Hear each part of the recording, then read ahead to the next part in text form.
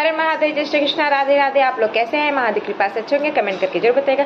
क्या आप लोगों को पता है माता पार्वती और महादेव का विवाह किस स्थान पे हुआ था और इस स्थान को किस नाम से जाना जाता है? अब तो उस स्थान को हम लोग त्रियोगी नारायण मंदिर के नाम से जानते हैं, जो कि उत्तराखंड के रुद्रप्रयाग के अंदर आता है।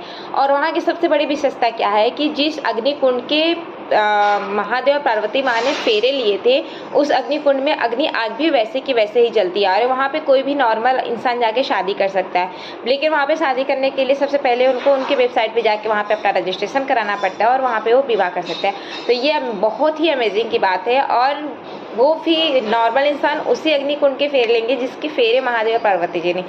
अगर मुझे लाइफ में कभी चांस मिला ना तो मैं सच में वहाँ पे जाके अपना विवाह जरूर करूँगी, क्योंकि बहुत मतलब माता पार्वती और महादेव ने जिस अग्निकुंड के फेरे ले तो उसके फेरे हम लोग लेंगे। तो ये हुई ना बहुत अच्छी बात। और जिसको ये बात पता था प्लीज़ कमेंट करके बताइएगा, जिसको नहीं पता था वो भी बताइएगा please. Thank you so much Mahadev.